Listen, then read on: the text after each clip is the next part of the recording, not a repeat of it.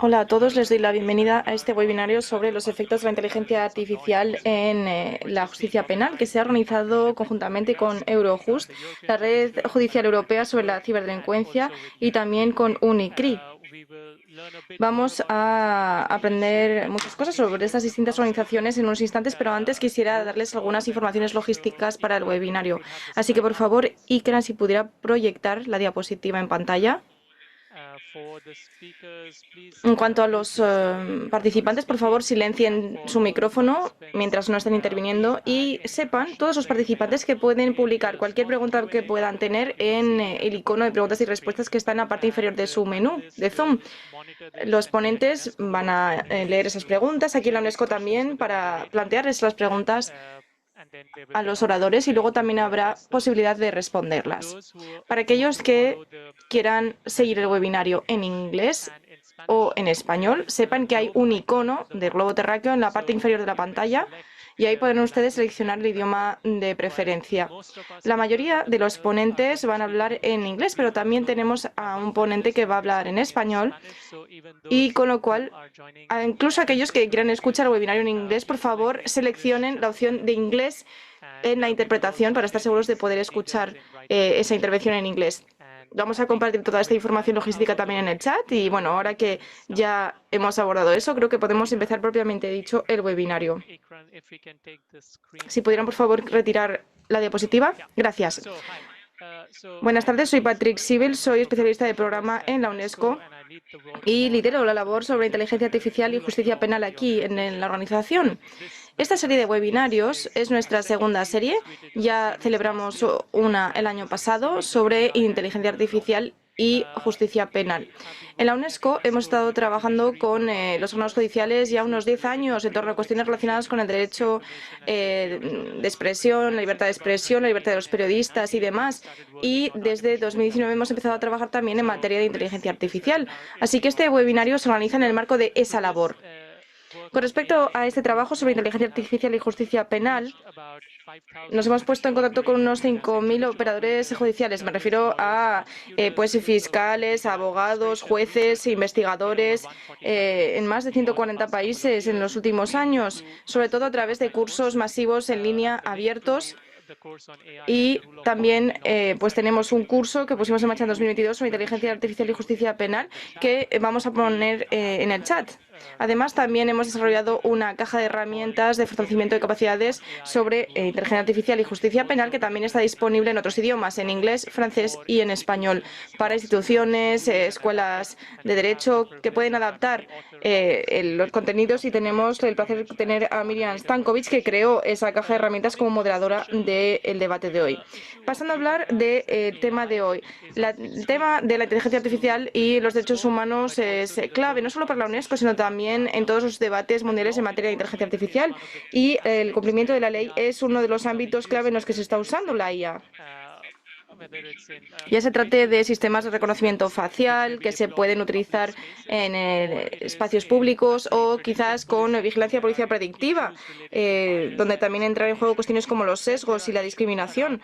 Luego también está la cuestión de cómo puede desarrollarse la inteligencia artificial en el ámbito judicial y policial y hacerlo correctamente. Y eso es precisamente lo que vamos a abordar con el distinguido panel de expertos con que contamos hoy. Pero antes de eso, quisiera invitar a nuestras organizaciones socias para que compartan palabras de apertura, ellas también. Así que ahora quisiera dar la palabra al fiscal Pedro Verdelo de la RJEC, la Red Judicial Europea sobre Delincuencia, para sus palabras de apertura. Adelante, tiene usted la palabra. Muchísimas gracias, seré breve. Simplemente quiero presentar, como ha dicho usted, nuestra organización socia. Bueno, antes de nada, buenas tardes a todos. Bueno, buenas tardes, buenas noches, buenos días.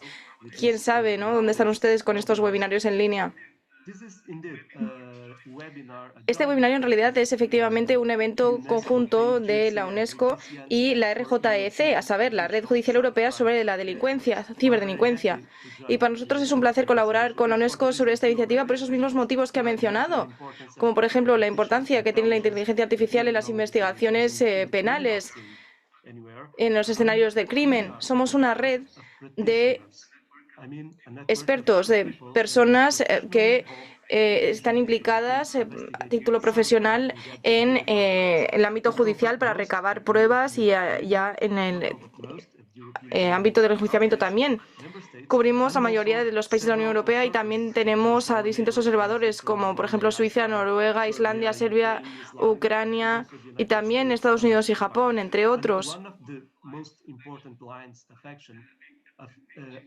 Y uno de los aspectos más importantes para nosotros de la red es la formación, difundir lo que hacemos, recabar esos datos digitales que van mucho más allá, de hecho, de la ciberdelincuencia, porque quizás uno necesite obtener pruebas en cualquier investigación preliminar hoy en día, pruebas en línea, porque con Internet todo ha cambiado. Entonces, como decía, para los abogados esto es una barrera en realidad. Para todos los que trabajan en el ámbito judicial, al principio hay una gran barrera y por eso tenemos que compartir nuestros conocimientos y divulgarlos. Luego, en segundo lugar, es un ámbito que va evolucionando muy rápido, evoluciona a marchas forzadas. Cada día hay metodologías nuevas y por eso la formación y el intercambio de información es uno de los aspectos principales de nuestra labor en la red. Y por eso nos complace compartir esta iniciativa y de colaborar con este webinario. Y además también nos complace que toda una serie de colegas de la red, la RJEC, estén hoy presentes entre los participantes. Con esto concluyo. Muchísimas gracias por esas palabras. Como usted mismo ha mencionado, puesto que la red es una red de personas que ejercen el derecho, pues tenemos una buena mezcla también entre los participantes y los ponentes de investigadores, abogados, fiscales, etcétera, con lo cual tenemos distintas perspectivas, lo cual es muy interesante. Ahora con esto quisiera dar la palabra a Irakli Verdice de UNICRI. Adelante, muchísimas gracias. Saludos desde La Haya a todos los participantes de este webinario. En primer lugar, quisiera dar las gracias y encomiar a la UNESCO por haber organizado esta serie de webinarios y nos complace mucho participar en ellos. También quisiera saludar a los coorganizadores, copatrocinadores de este evento, a saber, la Red Judicial Europea sobre la Ciberdelincuencia y también Eurojust. Yo soy Irakli Beritze y encabezo el Centro de Inteligencia Artificial y Robótica de UNICRI. Nuestro centro opera desde La Haya, en los Países Bajos.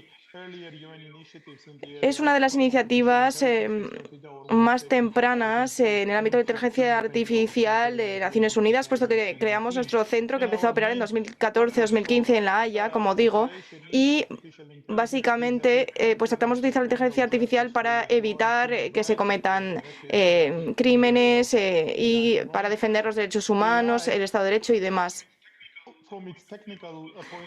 Desde el punto de vista técnico y también desde el punto de vista de las políticas, la inteligencia artificial ha crecido exponencialmente en los últimos años. Y hemos llegado ahora al punto en el que la gobernanza de la inteligencia artificial se ha convertido en una de las principales prioridades, tanto para las Naciones Unidas como para todos sus Estados miembros, o al menos la mayoría de ellos. Además, también vemos que cada vez hay más actos, reuniones, medidas sobre la inteligencia artificial. Por ejemplo, en Naciones Unidas, el secretario general creó el Consejo Asesor que este verano propondrá el mecanismo propuesto para la gobernanza de la inteligencia artificial. También tenemos, por ejemplo, el Centro de Reino Unido para la Seguridad de la Inteligencia Artificial y muchas otras actividades por doquier. Y hace tan solo unas semanas la Comisión Europea, la Unión Europea, aprobó también la Ley de Inteligencia Artificial, así como el primer acto legislativo que abarca la inteligencia artificial. El cumplimiento de la ley es quizás uno de los ámbitos en los que se utiliza la inteligencia artificial y tiene un carácter más sensible. Y quizás ese uso de la inteligencia artificial es el tema más importante que debe abordar la comunidad internacional en materia de inteligencia artificial. Nosotros hemos desempeñado un papel clave en el desarrollo de la inteligencia artificial para la aplicación de la ley y hemos empezado a trabajar con Interpol en 2017, cuando comenzamos a organizar reuniones mundiales sobre inteligencia artificial para la aplicación de la ley y después, conjuntamente con la Comisión Europea, entablamos un proceso largo para crear una caja de herramientas especializada que esperamos introduzca innovación en las fuerzas del orden.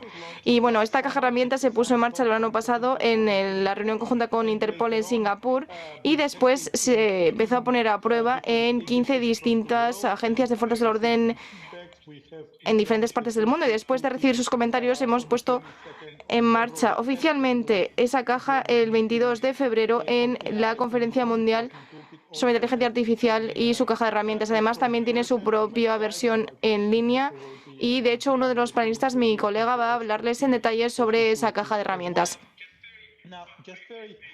Ahora bien, quisiera explicar brevemente que la caja de herramientas que creamos es un documento muy práctico, pero también muy amplio, que debe satisfacer las necesidades de los 193 Estados miembros de Naciones Unidas. Y las siguientes versiones del documento, que empezarán a publicarse dentro de unos meses y también en los próximos años, ayudarán a los Estados miembros a apropiarse de esa caja de herramientas y utilizarla en función de sus necesidades nacionales. Obviamente vamos a acompañar y mentorar a los países con fortalecimiento de capacidades, con miras a que puedan traducir esa caja de herramientas a su realidad nacional y los conviertan en procedimientos estándar en sus propios países. Como he dicho ya, es un documento muy abarcador, completo. Tuvimos todo un proceso inclusivo para desarrollar la caja de herramientas con distintas partes interesadas que estaban representadas, incluyendo las fuerzas del orden, gobiernos, círculos académicos, el sector privado. También se ha tenido en cuenta la opinión pública, es decir, que se escuchó la voz de todos y cada uno de los actores a la hora de desarrollar una caja de herramientas que es un documento sensible y a la vez eminentemente práctico. Con esto quisiera dar las gracias a la UNESCO y a nuestros coorganizadores por haber organizado este webinario y será un placer seguir trabajando y colaborando con todos ustedes en el futuro. Muchísimas gracias. Gracias, Irakli. Gracias también por compartir esas herramientas que también figuran en el chat, así que pueden consultarlo si quieren echar un vistazo a las herramientas. Con esto quisiera dar la palabra a la doctora Miriam Stankovic, que es nuestra moderadora para el día de hoy. Adelante, Miriam. Le paso el guante. Gracias, Patrick. Buenos días, buenas tardes, señoras y señores. Les doy la bienvenida a este webinario. Muchísimas gracias por estar aquí desde distintas partes del mundo. El debate de hoy esperamos que sea enriquecedor, puesto que vamos a ahondar en la complejidad y los avances de la inteligencia artificial en la aplicación de la ley. Nuestro webinario se ha estructurado para estudiar estudios de caso concretos y las diferentes consideraciones a tener en cuenta en la aplicación de la ley. Además, también se hablará de la reglamentación también de la inteligencia artificial, como ya ha mencionado Patrick, y luego espero que podamos concluir con la sesión de preguntas y respuestas. A lo largo del webinario y también durante esas sesiones alentamos a participar y a plantear preguntas a nuestros expertos. Quisiera presentarles a nuestros distinguidos panelistas. Tenemos a Jake Fodou, profesor adjunto en la Escuela de Derecho Lincoln Alexander en la Universidad Metropolitana de Toronto. Está especializado en derechos humanos, prestando especial atención a la vigilancia policial predictiva. También tenemos a Inés Ferreira, que es oficial de programa asociada en el Centro de Robótica en UNICRI. Inés participa en proyectos que evalúan el impacto de la robótica y la inteligencia artificial en la seguridad y la aplicación de la ley, aportando una perspectiva única para que la innovación sea responsable. También contamos con Nishit Dixit, abogado ante el Tribunal Supremo de la India y también experto en ciberdelincuencia, con una larga trayectoria en cuestiones forenses y que tiene un gran entendimiento del uso de cuestiones digitales e informáticas en legislación india. Y por último, pero no por ello menos importante, tenemos a Sebastián Weisbrod, programador y profesor en Derecho Informático en la Universidad de Buenos Aires. Su trabajo se centra en la intersección entre tecnología y derecho y en particular en cómo la inteligencia artificial está reconformando las prácticas de las fuerzas del orden en América Latina. Bien, cada experto compartirá sus impresiones sobre las aplicaciones actuales de la inteligencia artificial y también las implicaciones que tendrá esto en el futuro para la aplicación de la ley. y después tendremos un debate sobre los retos y oportunidades que nos esperan en el futuro. Con esto quisiera comenzar.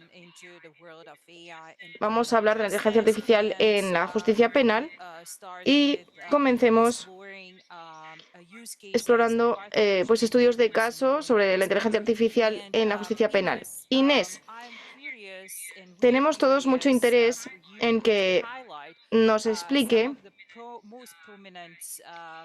algunos de los estudios de caso más conocidos en los que se ha utilizado la inteligencia artificial en un proceso penal, incluyendo también su uso en todo el proceso de investigación, y que nos dé ejemplos de casos en los que se han utilizado herramientas de inteligencia artificial. Y en particular nos gustaría saber más sobre cómo la inteligencia artificial se ha utilizado para recabar pruebas y analizarlas. Adelante, Inés. Gracias, Miriam. Quisiera dar las gracias también a la UNESCO y a los socios que han colaborado por invitarnos a esta conversación tan interesante.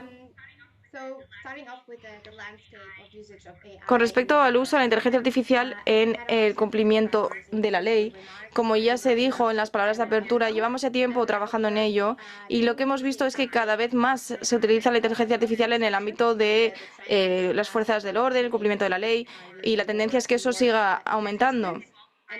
De hecho, las cosas han evolucionado mucho en los últimos años, hasta tal punto que estos sistemas de inteligencia artificial cada vez son más especializados y cada vez se utilizan para más cosas. Por ejemplo, análisis de texto, de imagen, identificación de objetos o personas en determinadas fotos o vídeos y demás. Con respecto a casos destacados, lo cierto es que en muchos casos ya tenemos muchos conocimientos, por ejemplo, en el caso de abuso de menores e investigación de este tipo de casos. Y tenemos una iniciativa particular al respecto, donde hemos recabado información de unas 80 herramientas que existen en el mercado para apoyar las investigaciones sobre este tipo de delitos. Por ejemplo, hay herramientas de inteligencia artificial que analizan vídeos e imágenes en los dispositivos de los sospechosos que incautamos durante las investigaciones, y esto apoya y ayuda a los investigadores a identificar material en los que seguramente vayamos a encontrar casos de abuso de menores. También hay inteligencia artificial que utilizan el procesamiento del lenguaje para analizar los mensajes de audio en los distintos móviles, y así se ayuda a los investigadores a identificar pruebas de otro tipo de abuso de menores y delitos similares. Y luego, fuera del abuso de menores, se utiliza también muchísimo, por ejemplo, reconocimiento facial. Muchísimas agencias en todo el mundo utilizan esto. También tenemos, por ejemplo, sistemas de reconocimiento de matrículas de coches.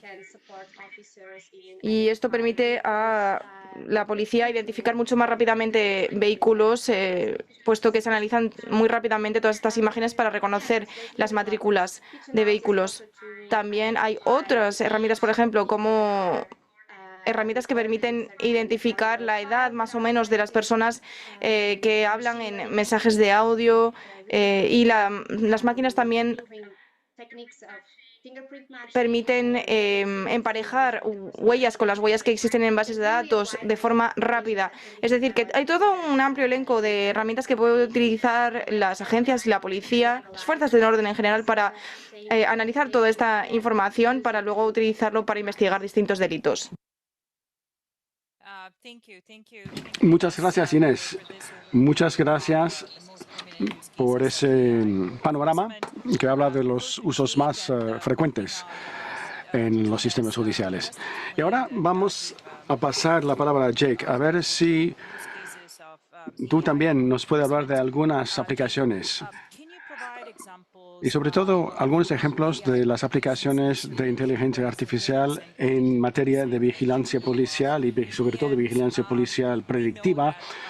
Sabemos que la utilización de inteligencia artificial tiene que conformarse con los principios del derecho humanitario internacional y de los derechos humanos internacionales.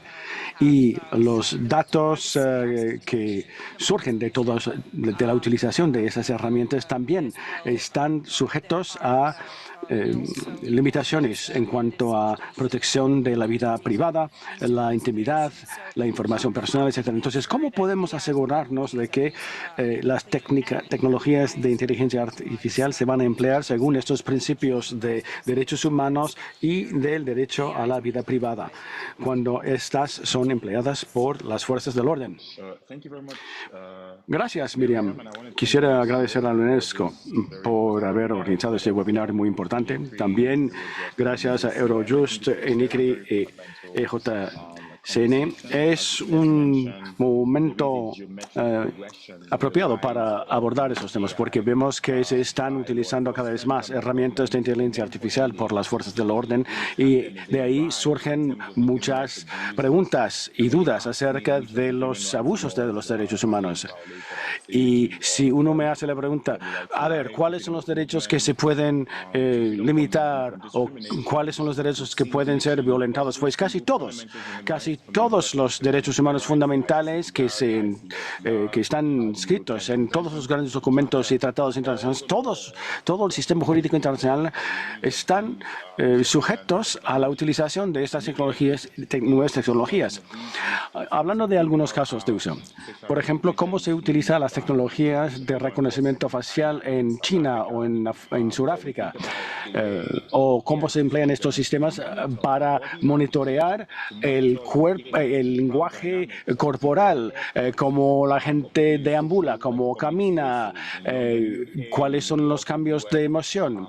En muchos países están empleando estas tecnologías, en el Reino Unido, en otros países. Entonces, esta vigilancia permanente tiene un impacto en muchos derechos fundamentales y muchas libertades fundamentales. Lo que pasa es que redunda en una actitud de autocensura. Entonces, incluso cuando la gente no tiene de qué sentirse culpable de haber cometido ningún acto delictivo, pues se sienten pues un poco vigilados y siempre están al tanto de no atraer la atención de las cámaras, porque ahí existe el peligro de un uso indebido de reconocimiento facial. Entonces, es algo que en lugar de inspirarnos confianza, nos inspira desconfianza. A ver, les voy a citar algunos ejemplos de nuestro actuar. En Nigeria, por ejemplo, es uno de los países más consumidores, es uno de los mercados más importantes para las tecnologías de vigilancia. En los últimos años, en ese país se ha gastado varios miles de millones de dólares firmando contratos con grandes empresas internacionales para asegurar una vigilancia permanente durante muchos años, con tecnologías que pueden bloquear el Internet, bloquear las redes móviles, con facilidades o capacidades de extraer datos biodinámicos, etcétera. Y todo eso constituye una amenaza a los derechos fundamentales. Inés ha hablado de las técnicas de reconocimiento de las placas de inmatriculación. Pues muchos casos de uso de eso constituyen una violación de los derechos a la vida privada de los ciudadanos. Hay muchos casos de utilización de sistemas IA donde se concentran en lugares calientes, ¿no? Donde ahí ocurren muchos atracos, etcétera. Entonces van a utilizar información biométrica para tratar de identificar algunos lugares con una gran probabilidad de actividad ilícita. Y casi todos los países que emplean estas técnicas de vigilancia policial, predicción, es algo que ha convertido totalmente los principios de base de transparencia, de fiabilidad de la tecnología. Entonces, y eso plantea grandes problemas en cuanto a los derechos humanos internacionales. En Canadá, por ejemplo, se ha dicho que no hay ninguna fórmula matemática, no hay ninguna fórmula algorítmica que pueda determinar un uso apropiado para predecir la actividad delictiva. Todo lo que tiene que ver con las predicciones, pues ya comporta o incluye un sesgo. Entonces, la utilización de estas tecnologías predictivas en materia de justicia penal, yo diría que es una de las amenazas principales que hemos visto en materia de justicia penal en todos los países del mundo. Gracias, Jake. Gracias por haber compartido sus luces al debate. Los hechos que has subrayado, la utilización de inteligencia artificial y sobre todo en materia de vigilancia policial predictiva, pues todo eso conlleva una serie de desafíos, ¿no? Hacen falta salvaguardas digitales y por el momento no se han ideado, no sabemos cómo conformar estas herramientas para que respeten estos principios de derechos fundamentales. Ahora vamos a continuar con el análisis de todos estos temas con Nishit Dixit, que viene de la India. A ver, ¿puedes compartir con nosotros cómo se ha utilizado la inteligencia artificial por las fuerzas del orden en India y cómo ha efectuado su utilización cuál ha sido su impacto en todo lo que es el procesamiento de los casos ante la judiciatura? Gracias a UNESCO por la invitación a participar en esta sesión. Bueno, nosotros tenemos muchos retos, sobre todo a la hora de prevenir la ciberdelincuencia, cómo podemos pararla y cómo podemos utilizar los algoritmos para determinar los perfiles de los culpables, ¿no? Porque ellos utilizan otras herramientas para determinar perfiles de sus víctimas. Entonces, tanto los criminales como las fuerzas del orden están utilizando el potencial de la IA. Lo que pasa es que hay muchos actos delictivos que son muy difíciles. Por ejemplo, casos de hurto, de crimen organizado y muchas veces son redes criminales muy complejas que tienen toda una serie de actos delictivos. Entonces, para nosotros, en cuanto a el tratamiento judicial de estos crímenes, cuál es el estado forense de las pruebas, etc. Tenemos que utilizar muchas herramientas digitales, ¿no? También ha habido muchos casos utilizando mini robots, muchas estafas en línea y casos que utilizan las nuevas tecnologías para imitar a una persona real, hurtando su identidad. Entonces, esas tecnologías se están utilizando en muchos nuevos frentes y para nosotros es muy difícil luchar contra esos ataques lanzados utilizando la inteligencia artificial, ataques contra la red eléctrica. Entonces, los hackers pueden emplear cualquier técnica para penetrar en los sistemas para representar una amenaza seria a muchos sectores de la sociedad. Entonces, tantos casos, tantos desafíos, hay vulneración de datos, violación de la vida privada, estafa, en fin, toda una serie de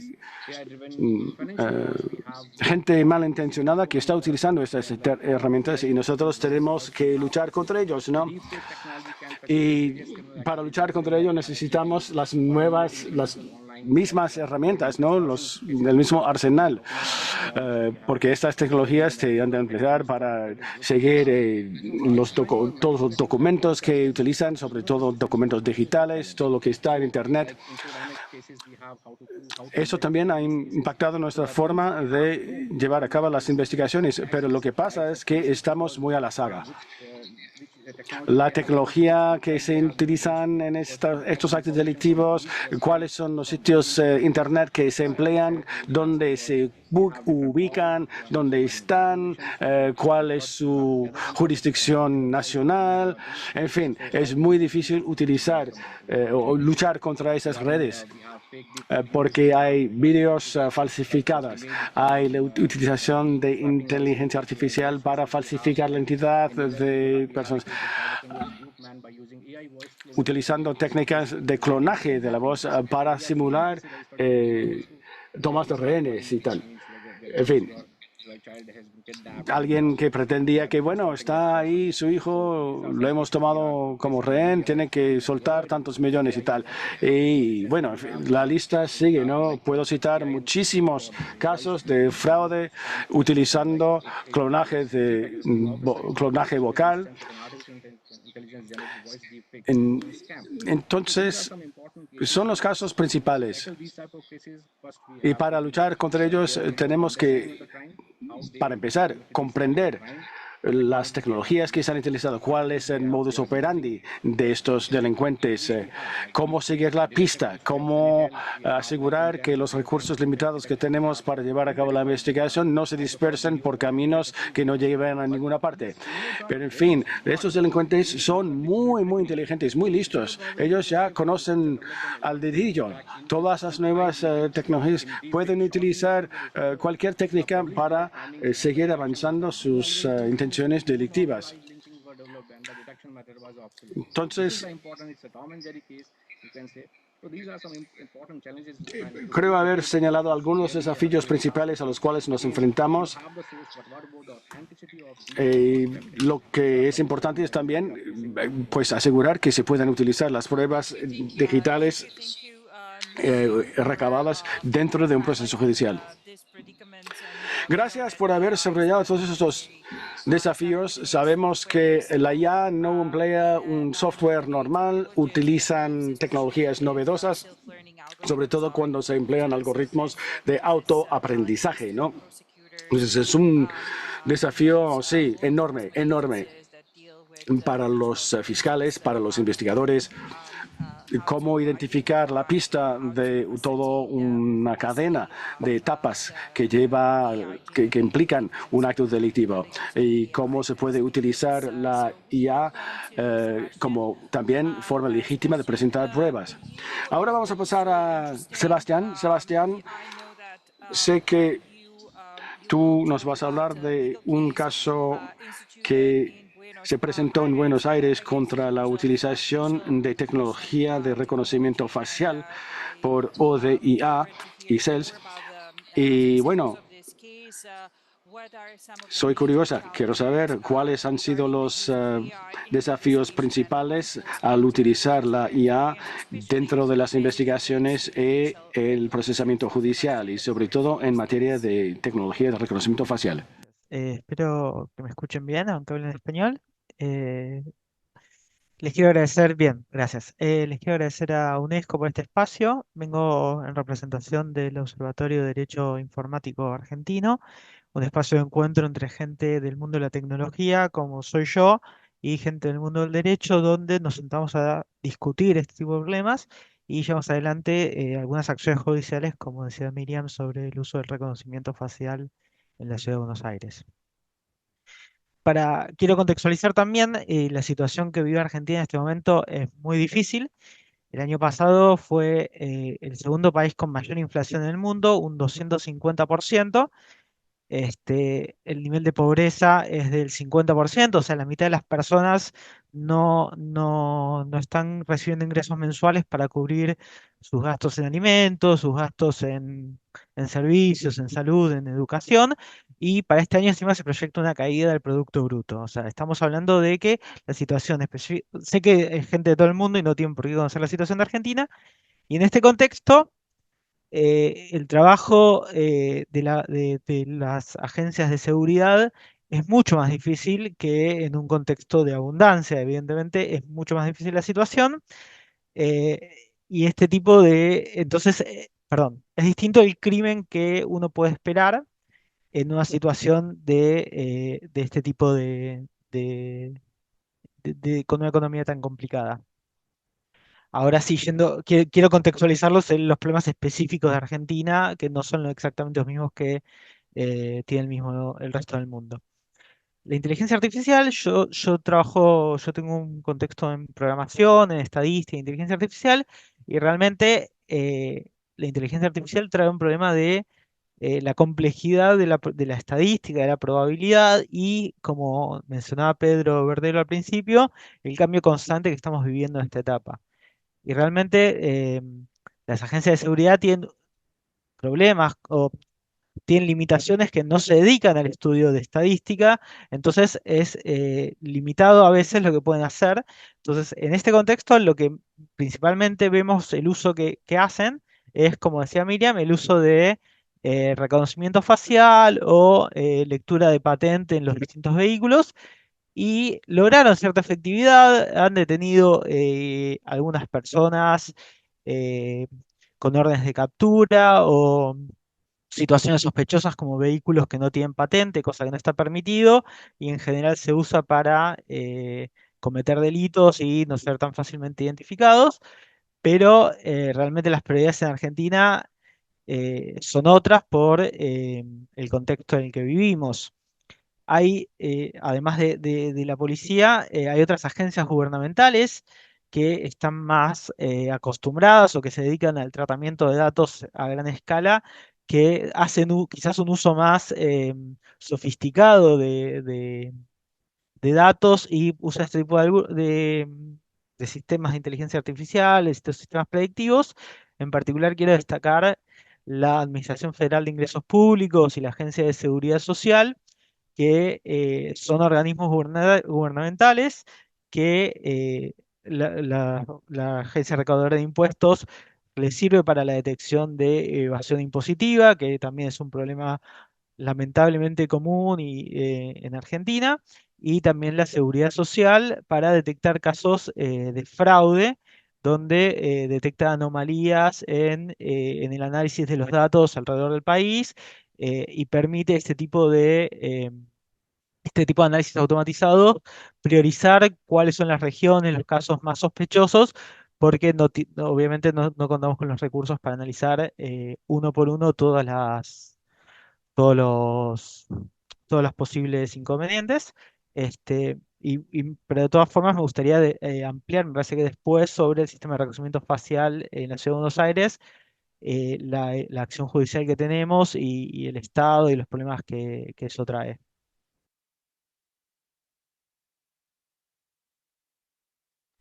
Yes, please. Sí, por favor. Sí, a ver si nos puedes hablar un poco más de este caso de Buenos Aires, donde se ha utilizado el reconocimiento facial. A ver si nos puede... Right now, ahora o más adelante, perdón. Yes, Ahora, yes, yes. ahora sí. Perfecto. Thank you. Sí, cómo no. En 2018, la Ciudad de Buenos Aires anunció que iba a usar un sistema de reconocimiento facial para prófugos, que son personas que están de alguna forma demandados por la justicia. No necesariamente estamos hablando de gente que se escapa de una prisión, que es lo que uno esperaría cuando habla de prófugos, sino que hay veces que hay gente que no se presentó porque no recibió una situación, digamos, hay distintos tipos de estado procesal que tienen las personas, y la Ciudad de Buenos Aires anunció la puesta en funcionamiento de este sistema, sin, y la sociedad civil se vio sorprendida directamente porque no hubo un análisis de impacto, no hubo una ley que lo habilite, simplemente el Estado lo anunció que ya entraba en funcionamiento y, como contaba Jake Fodú antes, esto trae ciertas implicancias para los derechos humanos de las personas. Nosotros, en base a eso, iniciamos una acción. Primero pedimos información sobre cómo iba a funcionar este sistema a través de accesos a la información pública, o en Estados Unidos lo que se conoce, creo que serían FOIA. Y la Ciudad de Buenos Aires no nos contestó muchas preguntas, nos contestó de forma reticente, tuvimos que insistir, judicializar los pedidos de acceso a la información pública, y con eso presentamos una acción de amparo para pedir la desconexión del sistema porque consideramos que vulneraba un montón de derechos humanos, derechos constitucionales que tenemos reconocidos. Ahora voy a elaborar un poco. El sistema funcionaba a través de solicitarle a un organismo público que se llama CONARC, que es la base de datos de rebeldía y capturas, los datos de las personas que tenían algún pedido, ¿no? Pero esa base de datos no tiene la información biométrica, sino que con esa información se daba vuelta y le pedía al RENAPER, el Registro Nacional de las Personas, que sí tiene los datos biométricos de las personas para recopilar esa información y después, a través de las cámaras instaladas en la Ciudad de Buenos Aires, y con un sistema contratado, poder reconocer si alguna de estas personas estaba circulando por la Ciudad de Buenos Aires. Esto tuvo muchos problemas. Uno de ellos es que la base de datos de CONARC era realmente deficiente, no estaba preparada para este tipo de trabajos. Y el relator de la ONU sobre derechos humanos que lo inspeccionó notó que había niños de 2 años con pedidos de captura por robo y cosas que eran claramente errores de ingresos en la base de datos. Entonces ponía en juego los derechos de las personas, una base de datos que tenía claros problemas. Después había otro problema en cuanto a la proporcionalidad y riesgo, que creo es una de las preguntas que aparecieron en el Q&A de esta sesión de Carlos Bobadilla, preguntaba por cuál es el riesgo aceptable. Y acá nosotros lo que planteamos es estas personas que, si bien tienen un pedido de captura, no necesariamente son un riesgo inminente para la sociedad, al mismo tiempo de que están instalando un sistema de vigilancia masivo sobre todas las poblaciones, que en caso de que tenga algún problema de seguridad, que no son tan raros, pone en juego los derechos humanos de todas las personas, incluso las que no tienen un pedido de captura. De hecho, este sistema, el gobierno actual o quiso utilizarlo para reconocer si en manifestaciones en contra del gobierno, si había ciertas personas que recibían prestaciones sociales para quitarle ese beneficio, ese derecho que ellos tienen, lo cual es un horror, ¿no? Digamos, una cosa bastante terrible. Este, Otro de los problemas es los sesgos que pueden incluir, que pueden tener más errores con ciertas personas que con otras. Nosotros esto lo planteamos en la demanda. La demanda, en este momento, en ese punto en particular sobre los sesgos, el juez reconoció el posible problema que eso podía plantear y ahora estamos en una etapa de ejecución de cómo podemos probar que este sistema que pone en riesgo nuestros derechos no tiene sesgos contra minorías.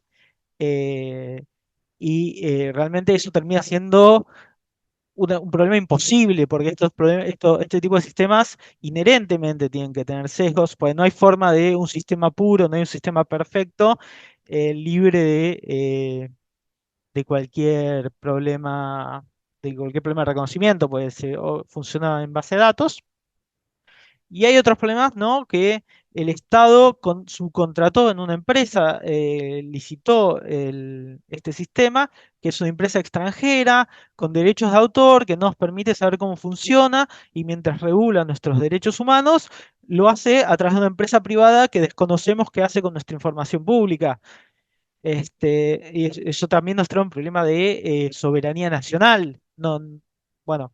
Esos fueron nuestros planteos y en este momento estamos en ejecución de sentencia tratando de probar un imposible de que el sistema sea perfecto para poder volver. En este momento está desconectado. La ciudad tiene la carga de probar que el sistema no tiene sesgos raciales, sesgos hacia minorías, para poder volver a usarlo. Thank you so much. Muchísimas gracias. Gracias por presentarnos este caso concreto que creo que ha sido un caso estratégico en la cuestión de los derechos humanos en el ámbito digital. Por eso es tan importante y la labor que están haciendo es realmente fundamental. Ahora quisiera dirigirme a Jake. Entiendo que ha hecho algo de trabajo sobre la aplicación de legislación en materia de protección de datos. Sebastián ha mencionado esto de la protección de datos, la privacidad, el sesgo del reconocimiento facial, ese sesgo que está ya intrínsecamente ligado a esos sistemas, que viene ya integrado. Además, estos sistemas son opacos, no hay transparencia y con lo cual las agencias gubernamentales y las fuerzas del orden, cuando trabajan con estas empresas privadas, hacen que nuestros datos acaben no se sabe muy bien dónde. Entonces, estas tecnologías, sin embargo, si se utilizasen correctamente, pues generarían muchísimas oportunidades, pero si se usan de forma indebida, pues pueden generar muchísimos problemas. Y necesitamos saber, pues, cómo protegernos, cómo salvaguardar la privacidad, evitar que haya problemas de ciberseguridad y también pues crear todas esas salvaguardas en el entorno digital contra la vigilancia en línea a cargo de organismos gubernamentales. Entonces, Jake, ¿podría usted abordar estas cuestiones y hablarnos un poco de su experiencia respecto en Nigeria? Explíquenos un poco toda esta cuestión de la vigilancia policial y háblenos también de las principales inquietudes relacionadas con la protección de datos frente al uso de la inteligencia artificial para la aplicación de la ley, valiéndote de lo que ya nos ha compartido Sebastián Weisbrod sobre el uso de estas tecnologías de reconocimiento facial en Buenos Aires. Gracias. Muchísimas gracias. Yo creo que en los últimos 7 años hemos asistido a un entendimiento diferente de lo que significan las fuerzas del orden y la aplicación de la ley. De investigaciones que se han realizado, estudios que se han realizado en varios países, vemos que las fuerzas del orden no entienden bien cuál es su papel a la hora de preservar el orden público. Y lo que vemos es que se está redefiniendo y que ahora se espera o se pretende saber lo que hacen todos y cada uno de los ciudadanos en cada momento. Y con lo cual, pues nos estamos inmiscuyendo en ámbitos que ni siquiera están relacionados con delitos concretos. Entonces, estos principios son muy importantes, claro que sí. Y si queremos garantizar que sean los principios humanos los que orienten la inteligencia artificial, el primer principio a tener en cuenta es el de la privacidad de los datos. Tenemos que preguntarnos si estas tecnologías se pueden poner en práctica y cómo, ¿no? Por ejemplo, con respecto a la transparencia, las fuerzas de orden deben explicar qué tecnologías van a usar, cómo, para qué y cómo van a garantizar esos principios de justicia, transparencia, privacidad y también pues velar porque los datos que se obtengan sean seguros y fiables. Por ejemplo, las personas negras, a menudo estas tecnologías consideran que son muy similares porque no se han usado conjuntos de datos representativos para entrenar a estas herramientas de inteligencia artificial. Hay muchísimos casos en muchos países como Estados Unidos, en África subsahariana y en muchos otros países donde hay personas que han sido incluso detenidas. Algunas todavía están detenidas porque un sistema de inteligencia artificial no supo diferenciar entre diferentes personas negras similares en aspecto. Entonces, en términos de confidencialidad, en términos de rendición de cuenta, todas esas cuestiones son esenciales. Y considero que las fuerzas del orden tienen la obligación de velar porque estén utilizándolas pues con una finalidad justa, porque a veces la mejor inteligencia artificial es no usarla en absoluto. Por ejemplo, a veces se puede intervenir a nivel de la comunidad, la propia comunidad puede intervenir o ayudar, y esto es un sustituto a veces mucho más eficaz y seguro que recurrir a la inteligencia artificial. Si vemos, por ejemplo, el artículo 16 del Pacto de Derechos Humanos y Civiles, también si vemos la Declaración Universal de Derechos Humanos, hay toda una serie de principios que dicen que los ciudadanos tienen derecho a ser informados del uso de estas tecnologías, y en la mayoría de los países que usan este tipo de tecnologías, se usan tecnologías de empresas de otros países, por ejemplo, el Reino Unido, Israel, tecnologías de estos otros países, y ahí habría que investigar bien cómo funcionan las tecnologías. Pero el caso es que estas tecnologías existen, se están usando, y por eso hay que informar a la ciudadanía. Y también los ciudadanos deben saber cómo pueden recurrir en caso de que se usen de forma indebida o se les agravie de forma inadecuada. Además, también hay que reducir el procesamiento de este tipo de datos y también que los individuos tienen derecho al olvido, es decir, que pueden decir, yo no quiero que los sistemas de reconocimiento facial puedan rastrearme, reconocerme. Todo esto está claramente consagrado en las normas internacionales de inteligencia artificial. Se trata de que haya privacidad por diseño, y con lo cual todas estas tecnologías deberían contar con estas disposiciones que protejan sus derechos fundamentales. La base es esta, que alguien pueda decir, yo no quiero que esta tecnología me vigile, tengo derecho de ser informado, tengo derecho de recurso y que no se guarde mi información en esos conjuntos de datos que luego se usan para vigilarme y demás. Así que yo también creo que es necesario formar a las fuerzas del orden. Es necesario que haya más transparencia. Y creo que lo que ocurre a menudo con este tipo de herramientas algorítmicas es que tenemos que garantizar que las fuentes de datos con las que se entrenan a la inteligencia artificial pues sean modelos revisados por expertos independientes. Y pienso que los informes de vigilancia policial predictiva muestran que hay muchos casos de error y que es necesario pues que haya posibilidad de recurso, que no se pueden usar, como ha dicho Sebastián, pues un sistema informático donde rige derecho de propiedad intelectual sobre ese sistema informático y con lo cual no se puede ver cómo funcionan, es muy opaco. Los ciudadanos deben estar informados, deben saber cómo se usan estos sistemas, para qué y tener derecho de que se borren sus datos. Muchísimas gracias, Jake, por esas impresiones. Con esto vamos a pasar a Inés. Inés, su organización, UNICRI, ha publicado una caja de herramientas sobre la innovación responsable en la ejecución de la ley. En su opinión, ¿cuáles son los elementos y desafíos clave para el uso de la inteligencia artificial en la aplicación de la ley a la luz del debate que estamos manteniendo aquí? Porque, bueno, existe la posibilidad de que se violen los derechos humanos y que se conculque toda una serie de derechos humanos que están supuestamente protegidos por instrumentos de derecho internacional, y en particular la privacidad de los datos, acceso a la información, la libertad de expresión. ¿Cómo podemos luchar contra esta realidad, superar estos retos y cuáles son las salvaguardas con que necesitamos contar? ¿Ya existen esas salvaguardas? ¿Existen marcos concretos que podamos aprovechar? Gracias, Inés. Tiene usted la palabra. Muchísimas gracias, Miriam, y gracias a mis estimados copanelistas por sus contribuciones interesantísimas y el panorama general que nos han presentado. Esta herramienta sobre la innovación responsable en materia de inteligencia artificial en las fuerzas del orden reconoce tanto las oportunidades que brinda la inteligencia artificial para las fuerzas del orden y también, como ya expliqué en mi primera intervención, esa idea de que las fuerzas del orden cada vez están utilizando más y más estas tecnologías, al tiempo que reconocemos que también representa toda una serie de riesgos y retos.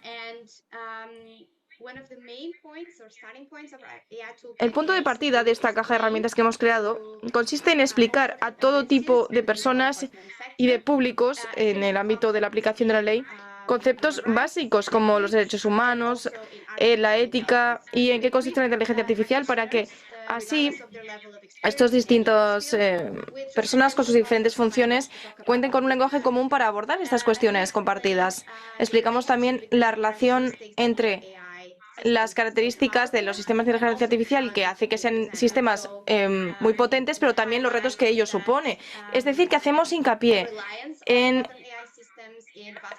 que es importante que la inteligencia artificial pues use conjuntos de datos muy amplios y que les explicamos que es muy útil la inteligencia artificial para extraer información concreta de conjuntos de datos enormes. Claro que eso presenta enormes ventajas y tiene un gran potencial para poder abarcar información clave y pertinente para un caso penal que de otro modo sería inaccesible, pero al mismo tiempo les explicamos que también plantea toda una serie de problemas. Por ejemplo, que estos sistemas de inteligencia artificial podrían tener sesgos humanos que se trasladan a los datos. También el hecho de que procesan tales cantidades de datos y que tienen que realizar cálculos computacionales sumamente complejos y que con lo cual no necesariamente los humanos entienden cómo se ha llegado a la conclusión que presenta la máquina. Es lo que se da a llamar el problema de la caja negra. Y con lo cual nos encontramos en una situación en la que las personas que utilizan las herramientas de inteligencia artificial y aprovechan el resultado no entienden siempre o no pueden saber exactamente cuáles fueron los datos que llevaron a la máquina a llegar a su conclusión. Y luego, pues, también otras cuestiones que ya se han abordado aquí. Hablamos de problemas de invisibilidad, aplicación a escala y autonomía.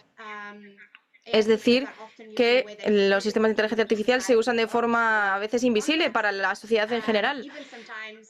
A veces incluso dentro de los cuerpos del orden, es decir, que algunos oficiales no son conscientes de que se ha usado la inteligencia artificial cuando sí se ha utilizado. Esto además puede tener incidencia directa en el mundo real si la inteligencia artificial funciona de forma autónoma, y esto siempre decimos que no debe ocurrir. Estos sistemas no deben funcionar por sí solos. Y luego, pues cualquier error de la máquina, pues corremos el riesgo de que se acabe aplicando además a escala. Y esto puede causar mucho más daño que un error humano, individual o aislado. Con lo cual, estas son las explicaciones que brindamos en nuestra caja de herramientas en relación con los riesgos que conlleva la inteligencia artificial. Y recalcamos lo importante que es pues ceñirnos a los principios de innovación responsable de la inteligencia artificial para luchar contra estos retos, y presentamos también herramientas prácticas para que se pueda autoevaluar el riesgo que supone una herramienta de inteligencia artificial. También cuán preparadas están las fuerzas del orden para interactuar con estos sistemas de IA de forma responsable, también teniendo en cuenta la cultura organizativa, la pericia con que cuentan las personas, los procesos que existen en estos organismos. Por ejemplo, están las cuestiones de la transparencia, la importancia de que sean sistemas justos y equitativos y que, a fin de cuentas, la decisión final la tome siempre un ser humano. Es decir, que los oficiales no pueden utilizar la inteligencia artificial como algo que le sustituya en la toma de decisiones, simplemente debe ser una ayuda. Y con respecto a la segunda parte de su pregunta, es decir, si ya contamos con mecanismos y salvaguardas, esta caja de herramientas se basa en la legislación internacional en materia de derechos humanos. Y para nosotros esta es la base de todos los demás principios y medidas que proponemos. Pero obviamente, al igual que con todas las demás actividades de las fuerzas del orden, pues las fuerzas del orden deben cumplir con la legislación y con el derecho internacional, los derechos de derechos humanos.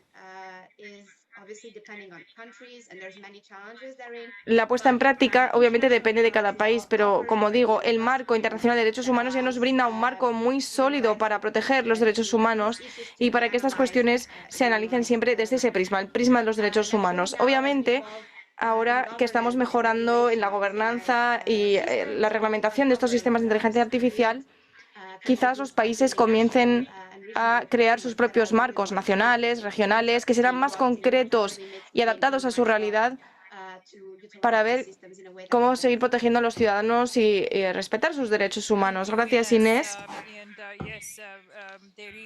Sí, efectivamente existe un marco jurídico internacional sólido que aborda estas cuestiones, pero de mi experiencia en distintos países y con distintos gobiernos veo que hay una gran discrepancia entre la teoría y la puesta en práctica, cómo se trasladan estos principios a la legislación nacional de cada país. A veces, lo sabe bien, tenemos que fomentar las capacidades y también concienciar a distintas partes interesadas en el sistema judicial, como los jueces, para que entiendan en este marco jurídico y los derechos humanos y que lo apliquen correctamente y lo incluyan en sus disposiciones nacionales que abordan estos temas. Con lo cual, pienso que todavía queda mucho trabajo por hacer en este sentido. Y ahora, por eso quisiera dar la palabra a Nishet. Nishet, usted es un experto en ciberdelincuencia en la India, tiene una experiencia muy valiosa. Entonces, quisiera saber cuáles son algunas de las tendencias que ve usted en la India a la luz de lo que han dicho los demás panelistas sobre el uso de la inteligencia artificial por parte de las fuerzas del orden y cómo las partes interesadas del sistema judicial en la India están lidiando con estos temas, si es que los están abordando en absoluto. Gracias.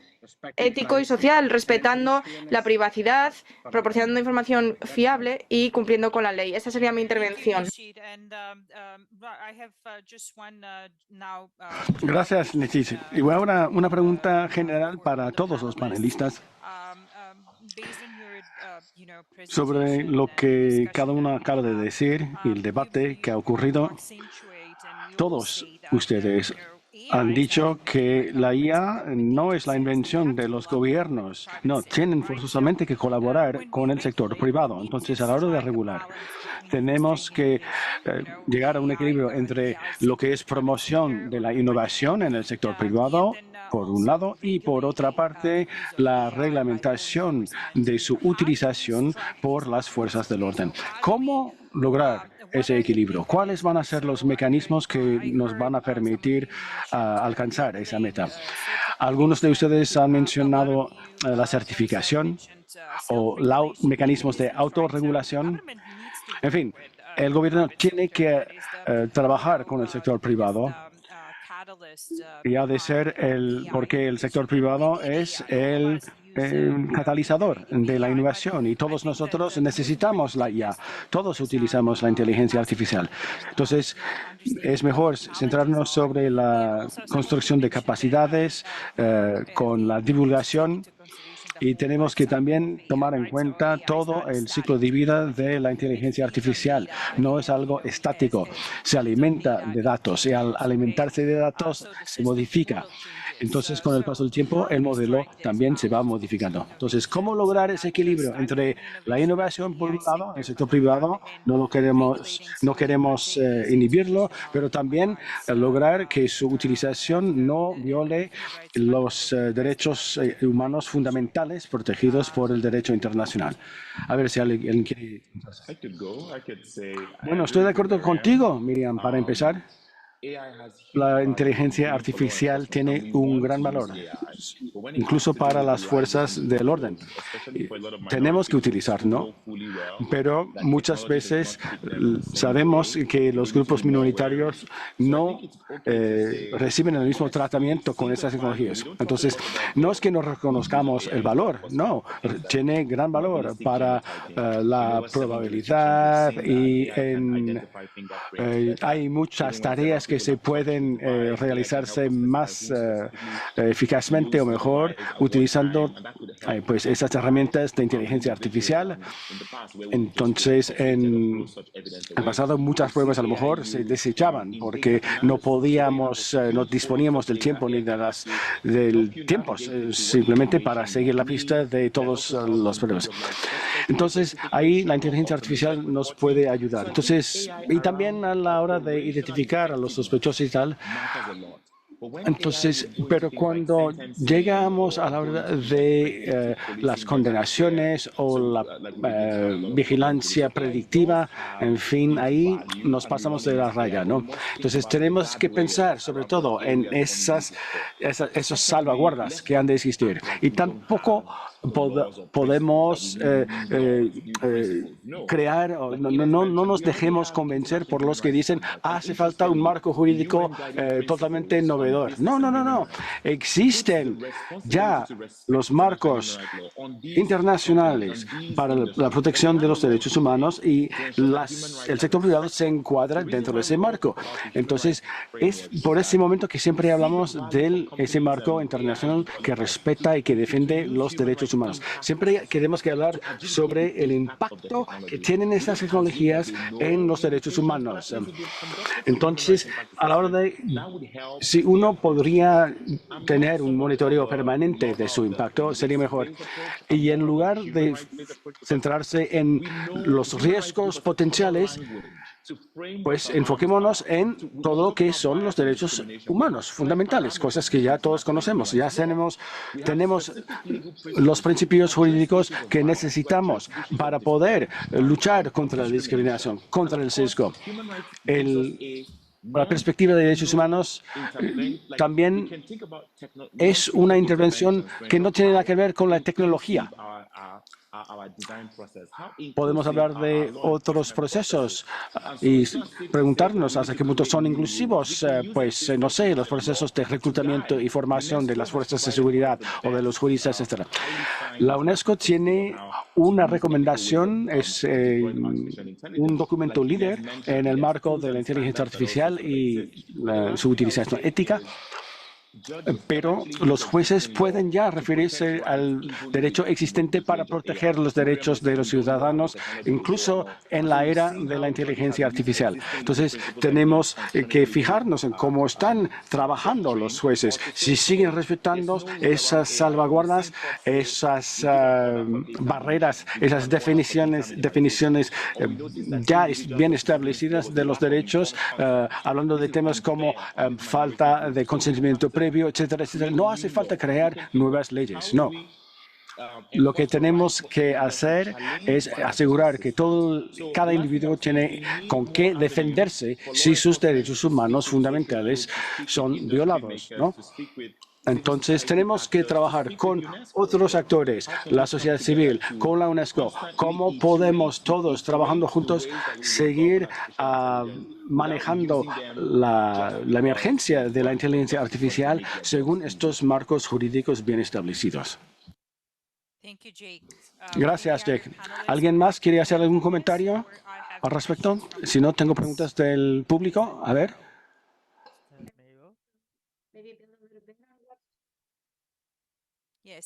Sí, adelante. Bien, primero coincido plenamente con lo que Jake destacó recién. Simplemente quiero agregar en poco tiempo que uno de los problemas más graves que noto con este tipo de sistemas es un problema de incentivos donde básicamente quien desarrolla el sistema se queda con las ganancias y los beneficios y se externalizan los costos, el sufrimiento. Un sistema predictivo que falla y predice incorrectamente quién puede que puede cometer un delito, la persona que va a sufrir las consecuencias de ese error va a ser el presunto posible delincuente y no quien desarrolló el algoritmo. Entonces, hay un problema de incentivos desalineados que ahí es donde la regulación puede tener cierto efecto, pero realmente es un problema muy difícil de solucionar, ¿no? No es que tenga una propuesta específica, pero sí el problema es ese, el problema es quien sufre los problemas no es quien ocasiona el daño. Este, y bueno, no, dejo el resto del tiempo para las preguntas.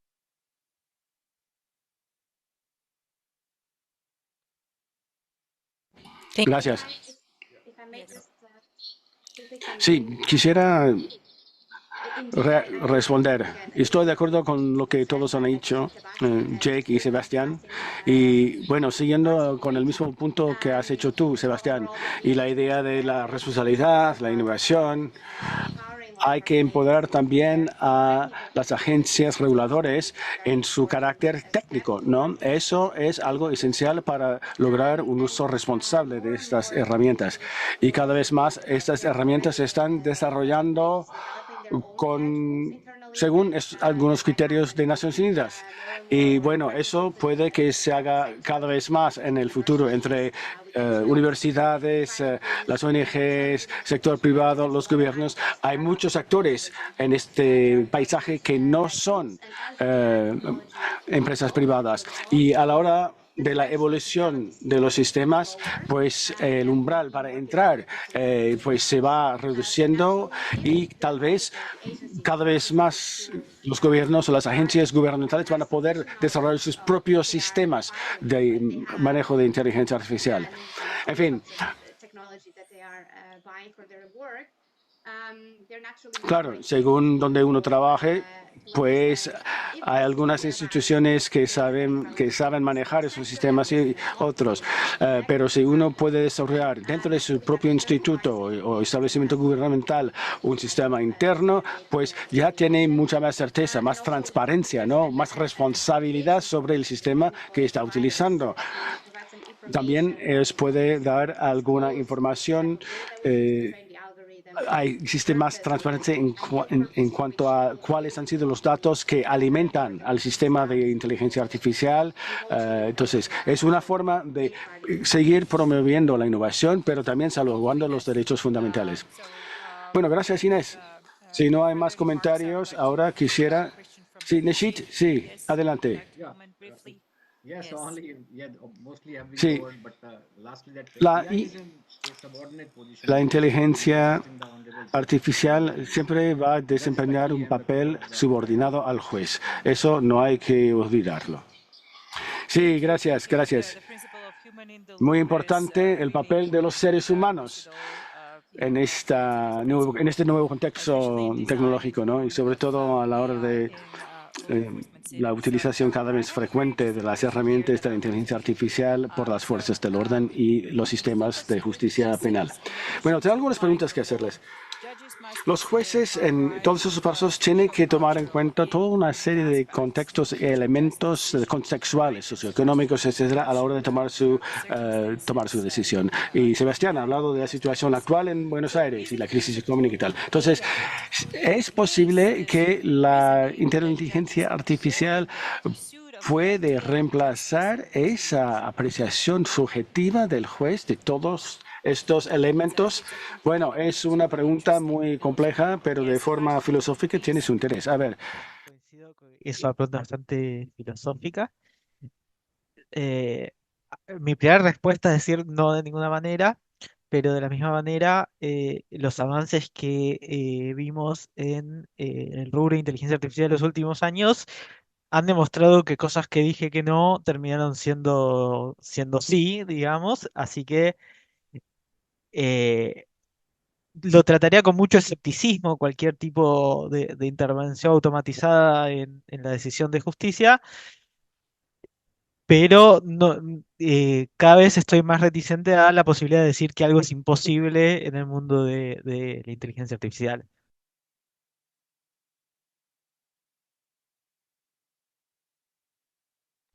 Yes. Sí, totalmente. ¿Alguien más? ¿Algún comentario sobre este particular? Inés. Sí, estoy de acuerdo con lo que ha dicho Sebastián. Tengo cierto escepticismo, nunca se puede predecir cómo va a evolucionar la sociedad, pero yo diría que desde el punto de vista de los derechos humanos eso es totalmente imposible, es inaceptable por muchas razones, sobre todo porque los seres humanos sí somos responsables de nuestro actuar. Los sistemas de inteligencia artificial pues no son responsables de nada, nada más. Gracias. Otra pregunta. Hay algunos casos en los cuales se han utilizado inteligencia artificial para formular decisiones judiciales. Y si se han dado, ¿cuáles han sido los mecanismos para proteger contra el mal uso de inteligencia artificial en la formulación de los Jake, bueno, en los Estados Unidos y en Canadá, creo que los jueces han utilizado la inteligencia artificial para presentar algunas reseñas o resúmenes. Pueden utilizar, por ejemplo, ChatGPT para manejar millones y millones y millones de páginas de datos, etc. Hemos visto también la utilización de los programas para tratamiento de idiomas nativos. Pues en el sistema judicial, los que no hablan inglés, no existe ninguna traducción. En mi país hay más de 350 idiomas que se hablan. Entonces, la gente dice que ahora utilizando estas herramientas de inteligencia artificial pueden utilizar estas herramientas para explicar lo que son estos conceptos jurídicos en inglés en los idiomas indígenas, ¿no? Entonces, una parte de mi trabajo es justamente crear puentes entre los que no conocen todo este mundo jurídico. Entonces, bueno, es muy difícil saber a dónde vamos con todo esto. Bueno, y pido disculpas por el ruido que tengo aquí en el fondo. ¿Puedo?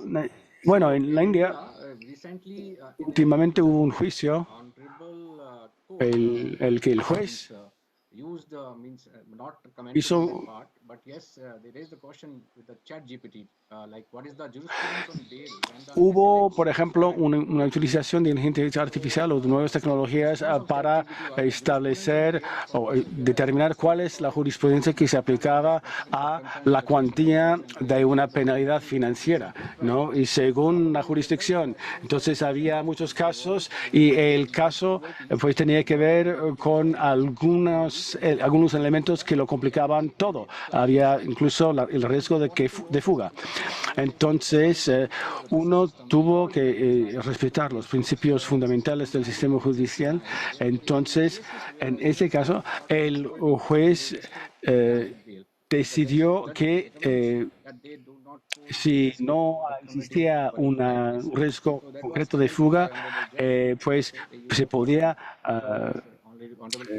la persona podía salir de la cárcel con una fianza.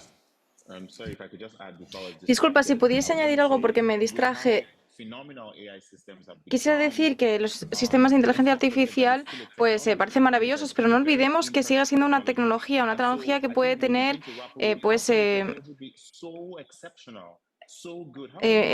impactos negativos. La tecnología es a la vez excepcional y también produce muchos errores. Y eso ocurre porque, bueno, puede ayudar muchísimo a simplificar los procesos y a hacer las cosas más rápido, pero al mismo tiempo puede tener consecuencias totalmente negativas. Y con lo cual, pues para algunas personas se utiliza con muy buenos resultados, pero luego tiene resultados nefastos para personas de color, negras o morenas. Y con lo cual vemos que esto está recibiendo muchísima atención para optimizar los recursos y demás y hacer las cosas más rápido. Pero tenemos que recordar continuamente, no perder de vista que también hay un reverso de la moneda y que tiene consecuencias muy negativas. Además, también creo que sería útil pues que las cosas lleven un marchamo y que se diga esto se produjo, estos datos provienen de la inteligencia artificial, no sé, con una marca de agua en el documento, por ejemplo, es decir, que no lo ha hecho un ser humano, que pues se podría tener algún tipo de error, un error grave. Por eso es tan importante que tengamos esto presente y que tomemos este tipo de medidas para que se respeten pues los derechos humanos y la integridad de todos. Gracias. Gracias. ¿Alguien más desea intervenir? Si no, pues tengo otra pregunta para los oradores. ¿Cómo pueden las tecnologías de reconocimiento facial concordar con los derechos humanos para que su uso no se traduzca en una mayor violencia hacia los ciudadanos de países menos desarrollados? Porque, claro, hablamos de países como Estados Unidos o Canadá, eso es una cosa, pero luego hay toda otra serie de países, ¿no? Los países del sur global o la gran mayoría de países del mundo. ¿Se han adoptado algún tipo de medidas internacional para proteger a estos ciudadanos de estos países de este tipo de violaciones? Sebastián, ¿quiere intervenir? Por un lado, siento que, o sea, desde el Observatorio de Derecho Informático Argentino iniciamos una acción contra el gobierno de la ciudad considerando esto. Uno de los problemas que tenemos en particular en Argentina es poner estas herramientas a disposición del gobierno de turno que a veces que cambia muy abruptamente y algunos, muy difícil no hablar del gobierno actual, pero sí tienen menos consideración con los derechos humanos y pueden aplicar sanciones hacia personas específicas utilizando aprovechando y abusando de este tipo de tecnologías, lo cual es un riesgo muy grande ya tenerlas, incluso que un partido lo haya instaurado y después el otro cuando pierda las elecciones y aparece otro, el otro abuse y lleve cada vez más allá. Eso es algo que en Argentina en particular, que es el caso que obviamente más conozco, es bastante común y es preocupante y no creo que haya una solución hasta, digamos, es parte de la situación que le toca vivir por la estructura, por ser un país en vías de desarrollo. Este, por lo tanto, nosotros siempre instauramos acciones legales considerando los derechos humanos que creemos que esos tienen que estar más allá de el gobernante de turno, más allá de la coyuntura y tienen que respetarse en todo contexto, en todo país, en todas circunstancias.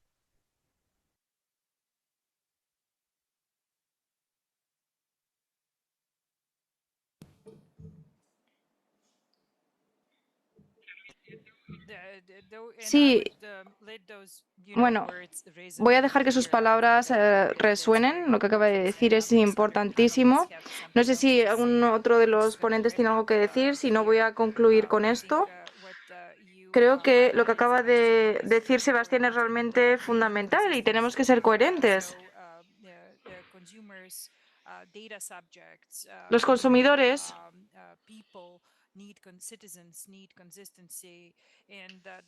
todos necesitamos que haya coherencia, con lo cual tener salvaguardas digitales y procedimientos y también el tener cursos, talleres de fortalecimiento de capacidades con jueces y con otros actores del sistema judicial es fundamental. Hay que educar y formar a todas estas partes interesadas, las fuerzas del orden, los jueces, para que sepan operar en un entorno en el que se respeten los derechos humanos, incluso cuando utilicen la inteligencia artificial en sus diligencias. Y ahora que estamos llegando a la conclusión de nuestro webinario, quisiera también tomar unos instantes para resumir algunos de los elementos clave que hemos debatido hoy. Hemos pues hablado de varios casos concretos muy interesantes de la inteligencia artificial y cómo se ha usado por parte de las fuerzas del orden y se ha hecho hincapié en pues las oportunidades y los retos que esto supone. Nuestros expertos han compartido sus opiniones de distintos países y de la implicación que tiene el uso de la inteligencia artificial, pero vemos que los retos son retos compartidos. También hemos hablado de lograr un equilibrio entre la innovación y las salvaguardas y también que la comunidad internacional debe lograr una buena gobernanza en el uso de la inteligencia artificial por parte de las fuerzas del orden. Muchísimas gracias a todos, a los oradores, a los organizadores y obviamente también a los participantes por pues haberse implicado activamente, por sus preguntas sesudas, a los ponentes. Todos ustedes son actores clave para que avancemos en este debate sobre cuestiones esenciales. Muchísimas gracias por su presencia hoy y esperamos contar con ustedes en reuniones futuras. Gracias. Thank you. Thank you, Miriam, for a great